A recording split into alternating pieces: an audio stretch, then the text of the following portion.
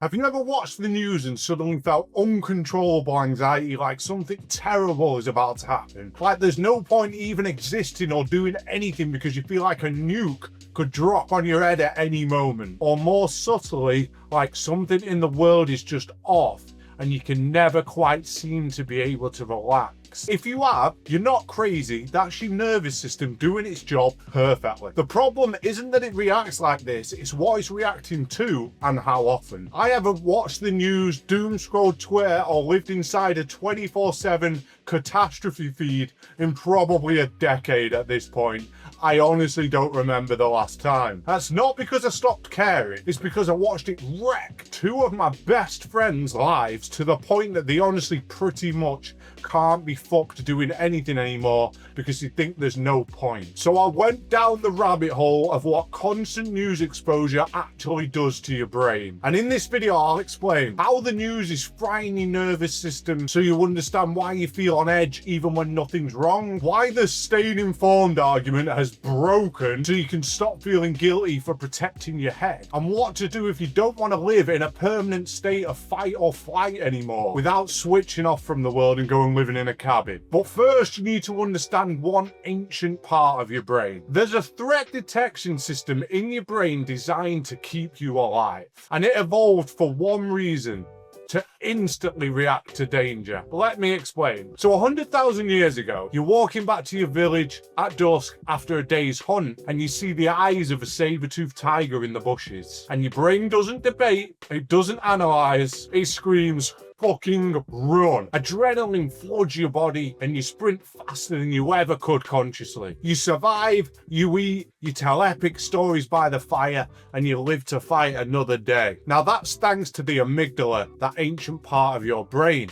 And you should be very grateful that you have it, because that system has saved billions of lives and kept you out of danger your entire life. Let's have a moment of silence for the amygdala. Thank you. We appreciate the help. We need it. Okay, so what the hell does the news have to do with a saber-toothed tiger and this ancient brain system? Well, it goes like this. When you turn on the news or scroll Twitter and you see some fear-mongering psycho talking about war who doesn't have a clue about any of it, or whatever it may be, you know the types. Your brain does not care whether the threat is on a screen or right in front of you. As far as that system's concerned, the amygdala, the danger is real and it's happening now. So now imagine that hunter-gatherer had to run from danger all day, every day. Not once, not occasionally, constantly. That's modern life for people watching the news every day. Billions of people in permanent fight or flight, running from nothing, exhausting themselves, wondering why they're anxious, depressed, and burnt out. And this is where someone says, well, what if the threat is real? Don't I have a duty to be informed? And I used to agree with that, because that argument used to make sense. Back when news was limited, a paper, a scheduled broadcast. On the whole, it probably informed. You checked in and you checked out, but that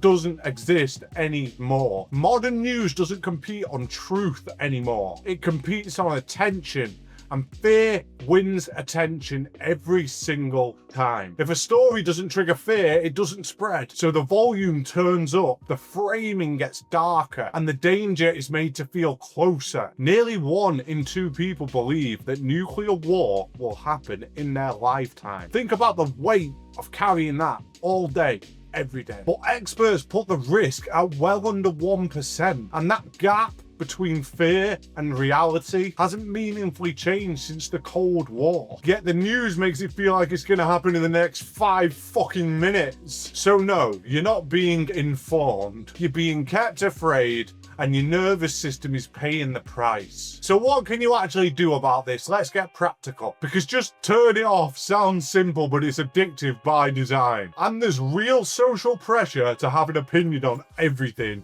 as we all fucking well know these days. It drives me insane. Okay, so step 1, remove the worst offender. If you want to stop constant nervous system spikes, which I'm sure you do, delete Twitter. We all know it's fucked. If social media were a religion, Twitter would be Satan. Endless outrage, zero accountability, maximum nervous system damage. Step 2, if you want your baseline back, kill that I need to be informed live. If something truly important happens, you will hear about it. That's how humans worked for a very long time. And they did fine, mostly, at least with news. I've lived like this for a decade, and it hasn't caused me one single problem ever. Friends have told me about the important stuff, and I know about it. And the stuff I have no control over, I ignore. And if there's anything that I can actually do, I may help. Depends. That's not why we're here. You don't need minute-by-minute catastrophe updates to be a good person. Step 3, defend your baseline. If you want to stay sane long-term, curate aggressively. Anything you see in the news that spikes your anxiety that you can't control, block it. You're not ignorant, you're protecting your nervous system. You're not insane for wanting that. You're the sanest person in the fucking room. But if you must read the news, at least use sources that openly show biases. Because absolute neutrality doesn't exist. Pretty much anywhere, to be honest. I'm biased in a million different ways. We all are. Let's just accept it. I've got 2 mates who tell me different facts about the same event because they're on opposite sides politically. It's fucking insane. Remember when a fact was just a fact and it couldn't be argued with? I'd really like to bring that back. I'm feeling quite nostalgic for facts. But if you're going to follow the news all day anyway, then actually do something with it. Protest, donate, help where you can. All that stuff is great. But if you're just consuming fear until your body breaks, that's not awareness. That's basically self-harm with better branding. Now, if your brain thinks a nuke is going to drop on your head based on reality, it isn't happening. Just turn it off. If you enjoyed this video, watch this one next, as YouTube thinks you'll love it. Peace. Have a great day.